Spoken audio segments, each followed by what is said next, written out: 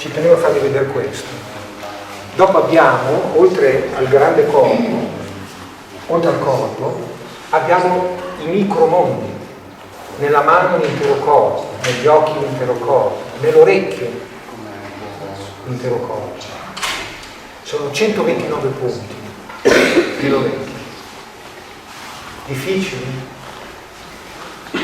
No. No, non è stato difficile. Sapete perché? Perché anche il modo di insegnare è geniale.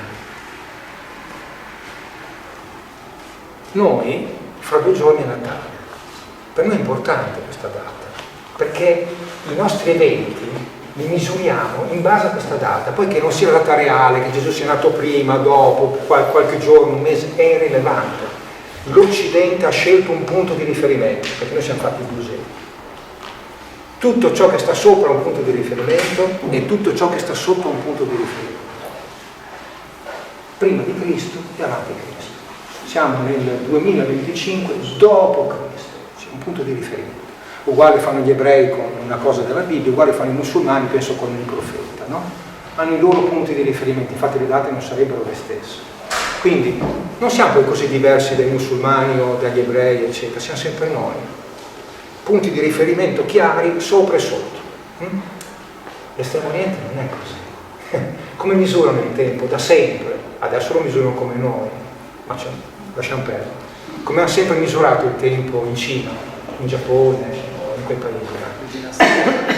Lo hanno sempre misurato. Avete presente quelle cose russe dove c'è una bamboletta là, poi c'è un'altra bamboletta là? Le scatole cinesi. Sì. Loro il tempo l'hanno sempre misurato così. C'è una dinastia che dura 300 anni, la dinastia Tang. All'interno di quella dinastia, che quindi ha 300 anni, esempio, 200, 300, 120, ci sono chi? Degli imperatori.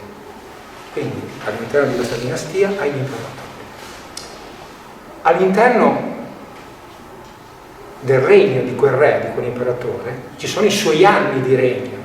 Quindi dinastia Tang dell'imperatore Taizong, il suo 5° anno di regno. Quale mese di quell'anno? La terza luna. Quale giorno di quella luna? La quinta. Quindi il dipinto è stato fatto il 5° giorno della terza luna del regno di quell'anno dell'imperatore Taizong della dinastia Tang. A noi questo sembra una scienza, è molto più facile prima di Cristo, dopo di Cristo. No, siamo noi che siamo somari, scusate. Sapete perché? Perché così non impariamo. Tu quando sei un camminatore, e vedi un paesaggio in lontananza, prima non lo vedi bene, vedi che là c'è un castello e c'è un paese, quindi vedi tutto l'insieme, giusto? Poi ti avvicini, cominci a vedere che ci sono le mura, poi ti avvicini, vedi che il ponte levatoio è aperto oppure chiuso, poi ti avvicini e entri dentro le mura. Cioè, ci sono anche dei dipinti cinesi che parlano di questo. Ve ne ho parlato anche la volta scorsa alla masterclass. Voi mi dite che cosa c'entra con l'orecchio?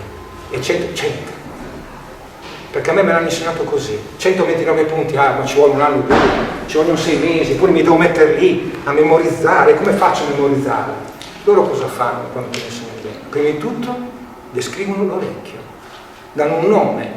Noi in occidentale, li chiamiamo occidentali, diciamo trago, antitrago. Trago, antitrago, trago, antitrago. Nel trago ci sono i 7 chakra, nel trago c'è il triplice riscaldatore, nastro e cuore. Trago, antitrago. Elice, antelice, fossetta triangolare, la conca, cimba, sono i nomi che gli ha dato la nostra fisiologia, sono utili, loro hanno i loro, noi abbiamo i nostri. Una volta che hai il territorio, la vista del paese da lontano, quello che vede un'aquila quando guarda dall'alto, ti avvicini, comincia a somigliare non più a un'aquila, ma comincia a somigliare a una tigre, a un capriolo, che vede il mondo ben diversamente da un'aquila. Ti avvicini, che cosa c'è nel lobo? Tutta la testa.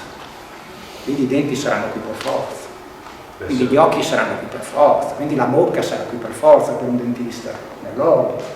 Ok? Qui cosa c'è? C'è tutta la colonna vertebrale, quindi per forza è un bambino rovesciato. Quindi questo muoversi per scatola, dentro la scatola, dentro la scatola, dentro la scatola, fa sì che in 2 giorni imparate 129 punti. col sistema, oddio come faccio? Quindi per quanto riguarda la didattica lo orienta da insegnare, per l'amore di Dio. E non è una cosa così straniera questa cosa qui delle scatole cinesi, perché se leggete i trattati di memorizzazione rinascimentali europei, Pico della Mirandola, ma anche Leonardo da Vinci, lo facevano uguale. I ricordi dentro dei cassetti per macro argomenti, apri il cassetto, c'è dentro il ricordo, è uguale. Prima hai la stanza dell'argomento geografia. Nella stanza dell'argomento geografia ci sono tutti i cassetti dei paesi europei. Dentro l'Ungheria c'è la capitale dell'Ungheria con i fiumi, eccetera. Questo modo di procedere per scatole cinesi, per insieme e sottoinsieme, è quello degli animali quando guardano le cose, quello dell'essere umano quando cammina, e si impara in poco tempo. Io ricordo che farai 129 punti in 2 giorni intensivi, però in 2 giorni lo fai. Di cosa volevo parlare?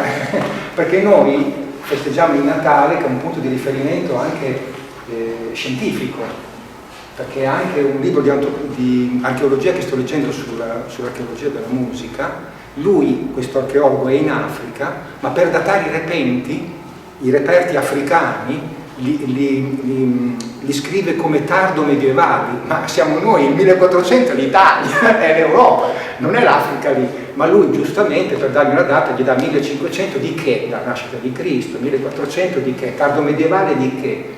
Dalla nascita di Cristo il periodo. Quindi noi abbiamo questo riferimento forte, però nella didattica può essere una lacuna e anche una non comprensione. Anche lì in Africa forse è meglio vedere come loro hanno vissuto quel periodo, come l'hanno chiamato, eccetera. Forse è un modo di capire meglio anche i reperti. Mi ha colpito questa cosa qui, che lui usasse l'espressione tardo medievale di un reperto musicale trovato in Sudafrica. Tardo medievale, lì non hanno avuto il Medioevo. Mi ha colpito molto. Va bene, 5 minuti, poi cominciamo col principio. Grazie. Say all that you will.